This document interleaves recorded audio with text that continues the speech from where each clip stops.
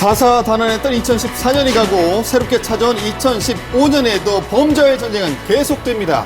올해 가장 조심해야 할 범죄 양상과 대비책까지 전문가를 직접 만나서 알아봤습니다. 2015년도에 그 범죄 유형에 대해서는 어떻게 예측을 하고 계신 거예요? 눈에 띄는 것이 보험범죄입니다.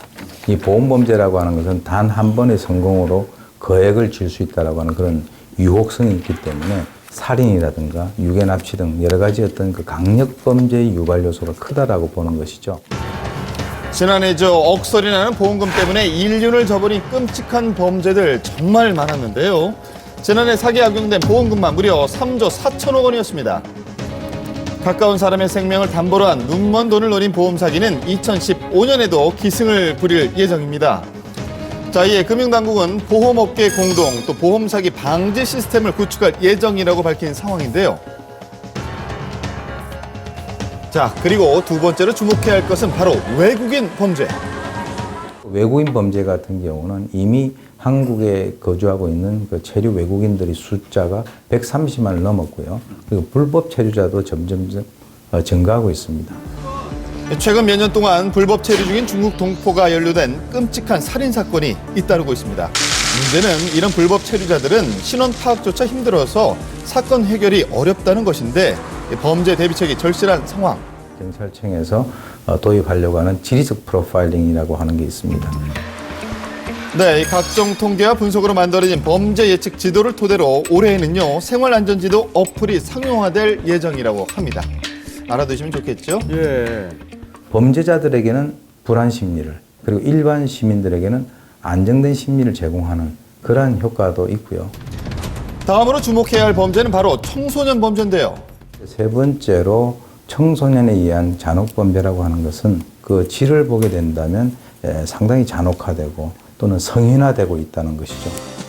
훔친 차로 경찰과 추격전을 벌이는가 하면 성매매를 강요하고 살인, 암매장까지 이전엔 볼 수 없었던 대담하고 잔인한 양상을 보이는데요. 예.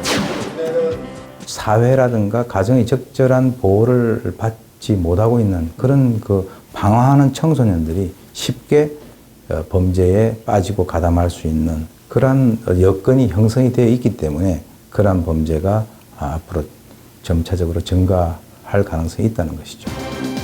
2015년 사이버 범죄도 계속 기승을 부릴 예상입니다. 그래요. 자, 올해는 특히 스마트폰으로 컨트롤할 수 있는 똑똑한 가전제품들이 줄지어서 출시를 앞두고 있다는데 여기 또 문제가 좀 있다고 해요. 편해지죠. 편해지는데 그렇게 편한 만큼 굉장히 위험한 어떤 사건들도 수반한다는 걸 명심하실 필요가 있습니다. 예전에 러시아 같은 경우는 중국산 다리미랑 주전자에서 악성 코드가 발견된 적이 예? 있습니다. 이런 경우도 있습니다. 다리미와 주전자요? 네, 이 주전자와 다리미를 콘센트에 꽂는 순간 예. 숨어있던 악성 코드가 인터넷으로 침입하도록 만들어진 것인데 별일이 다 있네요. 예, 이처럼 USB로 인터넷과 연결된 제품 모두 해커의 표적이 될 수 있다고 합니다. 이야. 그 악성 코드의 한 무섭네요. 60% 네. 정도는 중국에서 만들어집니다. 그런 데서 나오는 제품들은 조금은 좀 조심하셔야 될 것으로 보여집니다. 그런가 하면 편리함으로 무장한 제품도 해킹에는 속수무책입니다. 스마트 TV를 통해서 집안 곳곳이 감시되고 이 차가 제멋대로 움직이는 사이버 범죄가 일어날 수도 있다는 것인데요. 스마트폰, 풀리게 스마트 지는 디바이스라는 만큼 것 문제가 자체가 생기는 거죠. 해킹에 취약하기 때문에 이런 CCTV나 디지털 도어락도 똑같이 해킹에 취약해질 수 있는 위험이 있습니다. 잊을만 하면 나타나는 보이스피싱 범죄도 2015년의 흐름을 따라서 신종수법이 생긴다고 하는데요.